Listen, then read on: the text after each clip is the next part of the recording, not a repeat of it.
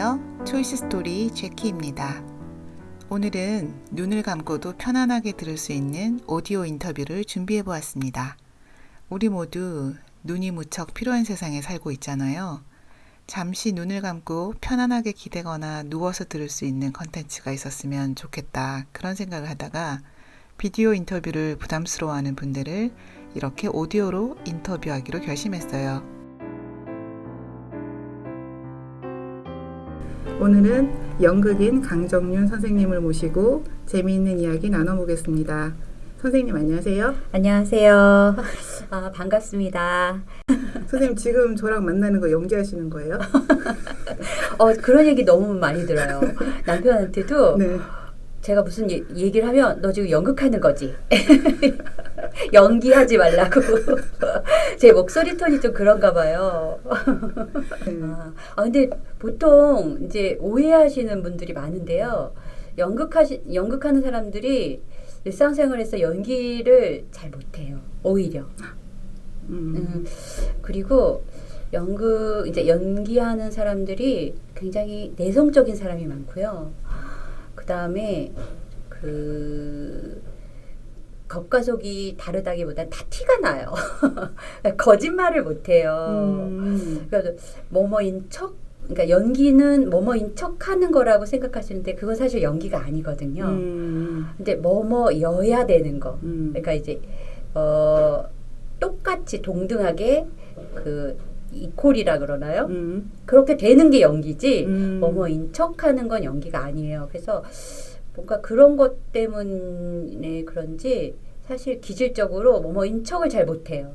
그래서 비사회적인 사람들이 많죠. 사회생활을 잘 적응 못해요. 그런 거는 많이 들어봤어요. 그러니까 네. 탤런트, 배우 이런 사람들이 사석에서는 네. 모자 꾹 누르고 나타나가지고 말도 제대로 못하고. 네, 뭐뭐인 척이 안 되니까 아예 나를 그냥 숨기는 게 편한 거예요. 뭐 공개적으로 됐을 때 괜찮은 척, 뭐 멋진 척 이런 거 잘 못하니까.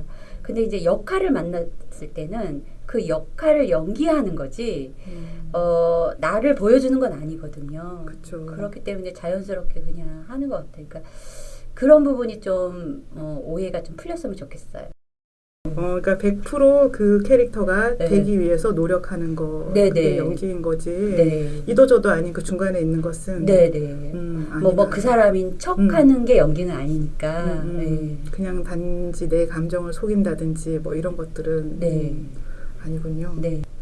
그리고 이제 연극인들은 제가 지금까지 만난 사람들은 보통 사람들보다는 약간 크레이지한 그런 느낌이 있었고 또 밖으로도 그렇게 뭐 스스로 연출을 그렇게 하는 분들도 있고 그랬는데 선생님은 그거랑 전혀 다르게 되게 동글동글하고 부드러우시거든요. 감사합니다. 그래서 정말 연극인이 맞나? 지금 맞나? 아니면 지금 나한테 연기를 하나?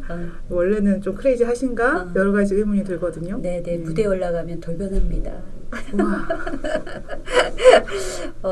그런 것 같아요. 그러니까 제가 그래서 연기할 때 정말 재밌는 것 같아요. 신이 나고 무대에서 내가 평상시에 표출하지 못했던 어떤 나의 모습을, 그것도 나의 모습이거든요.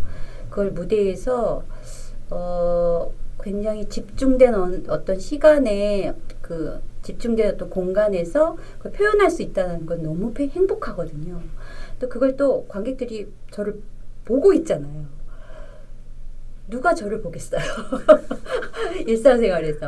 우리가 일상생활에서 나한테 그렇게 관심을 갖는 사람이 누가 있겠어요. 근데 그걸 또 지켜봐주고 그런 연기를 함께 느껴주고 공감해주고 하니까 그 순간이 정말 행복한데요. 근데 이제 보통 연극인들이 크레이지하다라는 인식은 아마 그런 것 때문에 그런 것 같아요. 그러니까 어떤 자기 자신을 되게 솔직하게 표현하다 보니까 그것이 상대방의 보통 이제 일상적인 어떤 사람들의 어떤 생각과 좀 차이가 많이 나죠. 행동도 어쩔 때 어떤 사람은 이제 어린아이 같고 어떤 사람은 너무 단순하고 그 다음에 어떤 사람은 자기 좋은 것만 이야기하고 그 다음에 어떤 사람은 아예 얘기를 안 하고 굉장히 자기 자신이 하고 싶은 것이 되게 솔직하게 표현이 되다 보니까 크레이지하다라는 인식이 있지 않을까. 근데 그 내면은 굉장히 순수하고 상처를 많이 받는, 그러니까 여린 부분이 많아요. 연기하는 분들이, 특히 이제 연극 배우분들은 더 그렇거든요. 왜냐하면 연극이라는 것은 사실 대중적인 장르가 아니잖아요. 그렇죠. 특히 연극 관객들은 대학생이 가장 많대요. 그러니까 대학 시절에 어떤 그 지적인 어떤 시절의 문화를 향유하고 싶은 그 마음이 최고조일 때, 또 연애도 같이 여자친구 남자친구랑 같이 그 문화를 즐기는 시기잖아요. 그래서 그런 어떤 특정 계층의 관객들을 대상으로 이제 작품을 만들다 보니까 사실 관객은 되게 이 세상에 태어나가지고 한 번도 연극을 보지 않은 사람도 많대요. 그러니까 이제 그렇게 문화를 향유하지 못한 사람들도 그렇게 많거든요. 그러다 보니까 대중적인 어떤 장르가 또 아니다 보니까 그 작업을 하는 사람들은 굉장히 독특한 사람이 많아요. 왜냐하면 그거 이제 돈 벌려고 하는 게 아니라 정말 자기가 좋아서 하는 거기 때문에 자기 그 좋아서 하는 거에 대한 어떤 또 이제 그 집중력이 굉장히 강한 사람들이기 때문에 좀 독특한 사람이 많다라는 생각이 들거든요. 그래서 그런 크레이지하다라는 인식이 있지 않을까 이런 생각이 드네요. 사실은 안 그래요. 알고 보면 똑같아요, 그냥. 그래요. 겉이 둥글둥글하건 아니면 겉이 뭐 괴팍해 보이건 어떤 굉장히 개성이 넘치건 그 속은 그렇지 않다. 그리고 이제 뭔가를 예술 분야에 있는 분들도 이제 다른 예술 분야도 그럴 텐데요. 뭔가 이제 그 안은 내면은 항상 비워져 있는 사람들이 많은 것 같아요. 왜냐하면 그래야 무엇인가를 담을 수 있고 그 담은 것을 가지고 또 표현할 수가 있으니까. 근데 뭔가 담기지가 않으면 표현할 거리가 없거든요. 그래서 비워져 있는 사람이 많다 보니까 굉장히 순수하거나 어린아이 같은 분들은 많은 것 같아요. 뭔가 자기만의 자기만의 세계가 확실해야 또 그거를 지속적으로 할 수 있는 것 같아요. 그래서 젊을 때만 하다가 많은 사람들이 많이 있는데 선생님 지금까지 하고 계시잖아요. 네. 그 원동력이 뭘까요? 그냥 하고 싶으니까. 그 열정이 대단하신 거죠, 그죠? 열정은 식지 않는 것 같아요. 뭐랄까, 아직까지도 연기를 하고 있는 순간이 가장 행복하니까요. 근데 또 그것만 계속 할 수 없는 상황들이 또 주어지기 때문에 지속적으로 막 끊임없이 하지는 못하더라도 나에게 어떤 연기할 수 있는 무대가 주어지고 그것을 이제 표현할 기회가 주어졌을 때 가장 행복하고요. 또 무대에서 또 연기하면서 관객들하고 만났을 때가 가장 행복해요. 네. 연기를 지속적으로 할 수 있는 방법을 좀 모색하고 싶거든요. 왜냐하면 코로나 때문에 참 이 무대가 많이 적어지고, 그러니까 제 극장이라는 공간도 이제 약간 이 전염병 때문에 위험 공간이 됐거든요. 그래서 예전처럼 그렇게 막 공간을 쓰는 자유가 예전 같지 않아요. 그리고 작품도 많이 줄고, 그다음 기간도 많이 줄고 그랬기 때문에 이제는 연기를 할 수 있는 방법, 다른 장르로 더 많이 연기를 지속적으로 할 수 있다면 또 그 방법도 좋은 것 같아요. 그래서 지금은 이제 또 앞으로는 뭐 OTT 시대라고 해서 연기할 기회가 더 많다라고 하니까 저도 이제 열심히 더 지속적으로 연기할 수 있는 방법을 찾아가려고 해요. 그리고 참 이제 최근에 그럼에도 불구하고 12월에 이제 연극을 하나 마치셨잖아요. 네. 예, 그 연극이 어떤 연극이었는지, 그리고 그 연극을 통해서 또 연극인으로서 어떤 깨달음과 성장이 있었는지 좀 들려주세요. 네. 제가 12월 달에 이제 한 열흘간 옥상이 카우보이라는 공연을 했어요. 이 작품은 이제 이보람 작가가 쓴 작품인데요. 희곡이 좋아서 이제 그 영화한 작품이에요. 영화 제목으로는 미성년으로 발표가 됐는데 그 김윤석 감독의 입봉작이죠. 네. 하고 이 작품을 우연히 낭독극으로 접한 그 김윤석 감독이 이걸 영화로 만들면 좋겠다 이래가지고 영화로 만든 작품이에요. 그래서 영화도 굉장히 재밌게 봤거든요. 그리고 연기 잘하시는 분들 많이 나와서 또 연기 보는 재미도 있었고요. 근데 이제 또 영화와 다르게 이제 원작 그대로 작가가 원하는 그 메시지를 그대로 무대화한 그 작품이 되었고 그런 점에서 더 이제 뿌듯하고 의미가 깊었어요.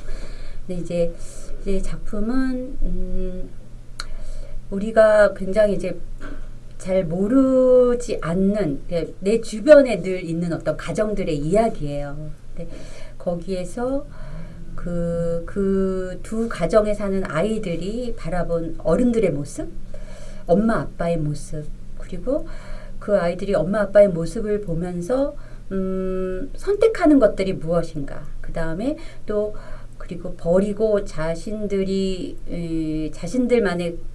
그 어떤 세계로 가져가는 것이 무엇인가라는 것을 이제 알려주는 작품인데 작가는 원래 이제 청소년들한테 관심이 또 많았어요. 그래서 청소년들 입장에서 이제 그걸 바라본 어떤 세계를 표현하는 것이 재미있었고요.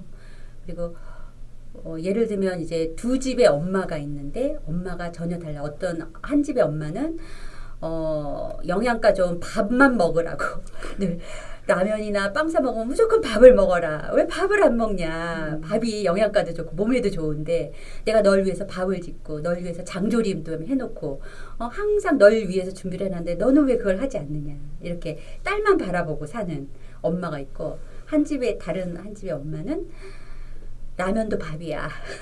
샌드위치 사놨으니까 그거 먹어. 엄마 왜 밥을 안 해? 이러면 아니 샌드위치도 밥이고 라면도 밥이고 네가 알아서 먹어 이렇게 하는 엄마가 있는 거예요. 요리만 하고 살기엔 인생이 너무 짧다. 네, 내가 하고 싶은 게 너무 많은데 너는 너대로 살아라 이런 엄마고 두 엄마가 완전 굉장히 대조적이에요. 이 두 엄마가 그 만나게 되는 계기가 너무 재밌는데요. 이 밥만 먹으라고 하는 집에 주린의 아빠가 이제 바람을 피웠는데 그게 이 라면 먹으라는 엄마였던 거예요. 그래갖고 두 아이가 이제 아빠의 뒷조사를 하다가 두 아이가 만나게 되고 근데 알고 보니까 이제 바람을 핀 것까지는 좋은데 아이까지 가진 거예요. 근데 그 아이가 이제 아이를 조산하게 되면서 아이는 하늘나라로 가는데 오히려 이 모든 것들이 밝혀졌을 때 한 어른들의 행동과 그것을 알고 그걸 오히려 뒷수습을 하려는 아이들의 모습이 굉장히 대조적으로 비춰지면서 우리가 과연 누가 어른인가 라는 질문을 하는 작품이에요. 어른들은 왜 우리가 다 무조건 잘 해결하고 살 것 같고 어른이 되면 근데 사실 그렇지가 않거든요. 그리고 오히려 그런 어떻게 해야 된다라는 걸 명확하게 알고 있는 아이들 그리고 생명에 대한 어떤 소중함을 그것이 굉장히 본질적인 문제고 가장 중요한 문제인데 그 어떤 그 생명 자체를 소중하게 알고 기억하려고 하는 아이들의 모습에서 오히려 그것이 더 큰 어른의 모습처럼 비춰지거든요. 또 이제 이 작품을 했을 때 저한테 이제 되게 큰 의미는 굉장히 오랜만에 작업을 다시 하게 됐어요. 얼마 만에 하신 거예요? 코로나 이제 다 지나고 아직 지나진 않았지만 한 2년 만에 작품을 다시 하게 됐는데 연습을 하는 과정에 너무 저 혼자 행복한 거예요. 너무 행복하고 근데 그 행복이라는 것이 사실은 그렇잖아요. 행복은 그냥 뭔가 이렇게 결과물이 아니래요. 내 나의 어떤 정신적인 문제인 거지. 근데 그 행복이 꼭 다 좋은 것만은 행복은 아닌 거거든요. 그 과정에서 힘든 부분도 있고 오랜만에 연기하면서 내가 좀 힘들었던 부분도 있고 그다음에 그걸 또 극복하는 과정이 또 있었고 그러다 보니까 결과적으로 더 뿌듯하고 행복한 결과물이 나온 거예요. 맞아, 내가 배우였지. 아, 맞아, 내가 무대에서 이렇게 연기했을 때 행복했었지. 이런 걸 알게 된 다시 깨닫게 된 어떤 시간들이었던 것 같아요. 그럼 지금까지 그 맡으신 역할 중에서 가장 바닥 역할은 뭐였고 가장 높은 역할은 뭐였는지. 아, 가장 높은 역은 있죠. 리어왕에서 막내딸 역할. 공주님이셨네요. 그럼요, 공주님이었죠. 왜냐면 저는 젊었을 때는 어떤 역을 착한 역을 많이 했어요. 악역보다는. 그래갖고 그 막내딸이 가장 착하잖아요. 네. 착해가지고 아빠를 결국은 아빠를 모셔오고 하잖아요. 네. 그 막내딸 공주님 역할도 했고. 그 다음에 이제 바닥은 제 가장 힘겨운 어떤 삶은 그 청소부 역할도 했었고요. 그 다음에 제가 기억하는 작품 중에 녹차정원이라는 작품이 있는데요. 거기에 장애인 엄마 역할을 했어요. 그때 그 작품에서 제일 기억나는 작품이 장면이 뭐냐면 이제 아들이 이제 장애인이기 때문에 장애인이 아닌 순간을 한 번이라도 보고 싶은 그런 마음이 있잖아요. 그런 꿈이 있을 거 아니에요. 네. 근데 그 연극 속에서 아들이 이제 전신마비인 아들이 이렇게 멀쩡하게 일어나서 마당을 걸어 다녀요. 마당을 걸어 다니고 그 다음에 그 자기가 좋아했던 어떤 그 여자친구를 이제 데려와가지고 같이 이야기도 나누고 같이 장난도 치고 하는 장면들이 있어요. 그게 그 장면이 정말 저는 너무 좋거든요. 그래서 누구나 그럴 거 아니에요. 장애인 가족들이 이 아이가 진짜 다른 아이들처럼 어느 날 갑자기 멀쩡하게 이야기도 하고 멀쩡하게 걸어 다니고 그런 순간이 오기를 얼마나 바랄까. 그래서 그 녹차정원이라는 작품을 제가 되게 굉장히 좋아해요. 또 그 작품 때문에 어떤 장애 아이들한테도 관심을 가졌던 것 같아요. 그때부터. 그 장애 엄마 역할할 때 그 얼마나 큰 고통인지 네, 그걸 네. 이제 절감하신 거군요. 네.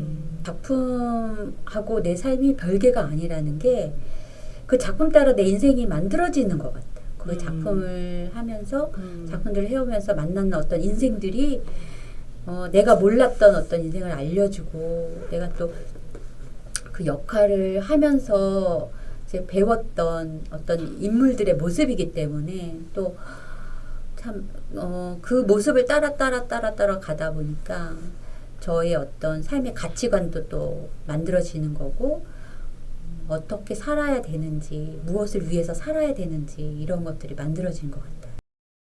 그럼 내가 연기를 해야겠다, 연극인이 돼야겠다 이런 생각을 처음 하신 계기가 있으세요? 네. 저는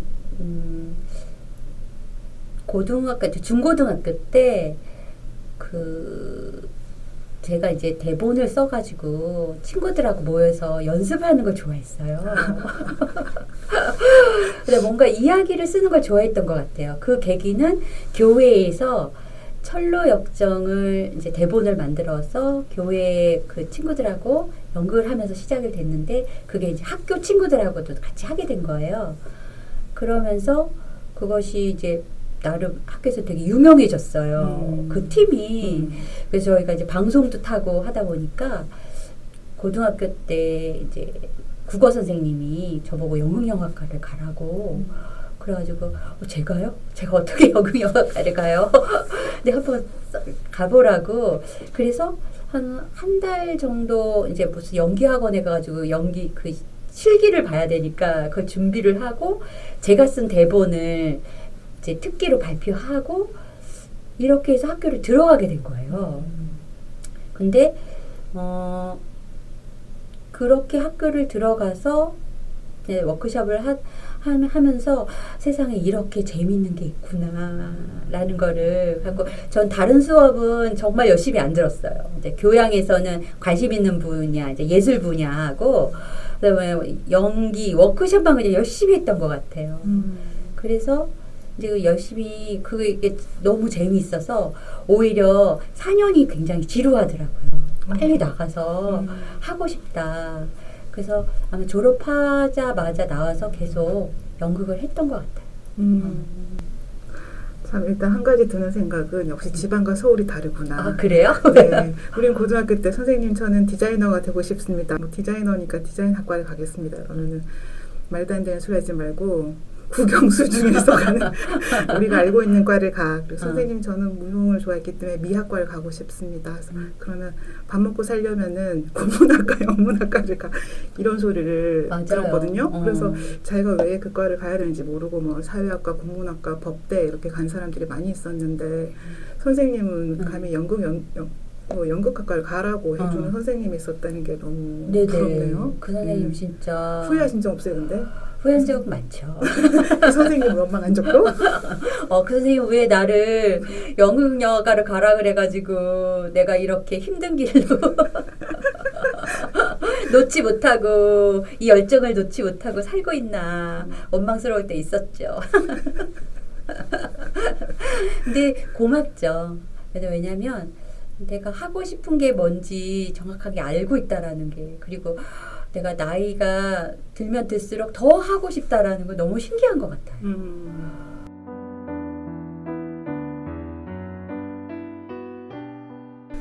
자, 그러면 다음 이야기로 넘어가서 그 최근에 선생님이 유튜브에 복 있는 케이트라는 채널을 운영하고 계시잖아요. 거기에서 주로 어떤 컨텐츠를 만들어 가시는지. 네. 성경 낭독을 하는 콘텐츠인데요. 사실은 이제 제가 들으려고 만들었어요. 왜냐하면 저는 이제 뭐 읽는 걸 좋아해요. 원래 그래서 항상 대본을 읽을 때나 소설을 읽을 때 소리내서 읽거든요. 그러니까 이제 뭐 성경도 항상 소리내서 읽어요. 집에서 읽을 때도.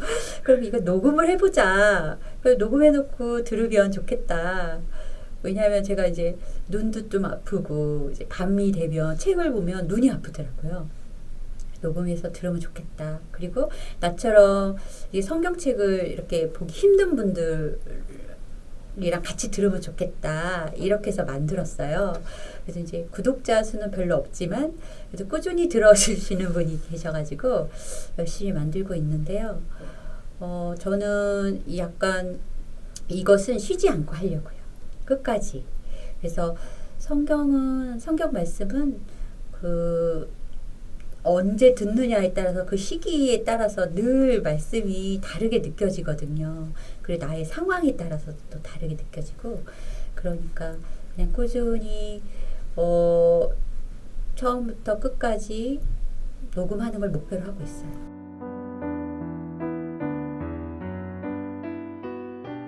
낭독을 한다는 게 네. 쉽지가 않더라고요. 왜냐면 저 같은 경우는 좀 체력이 약해서 그런지 글씨를 그냥 눈으로만 읽는 거하고 눈으로 읽으면서 목소리를 담아서 낭독하는 걸 하면은 금방 피곤해지고 막 눈도 나중에 막 거물거물거리고 막 글씨도 안 보일 정도로 이렇게 되고 힘이 너무 많이 빠지거든요. 근데 선생님 안 그러세요?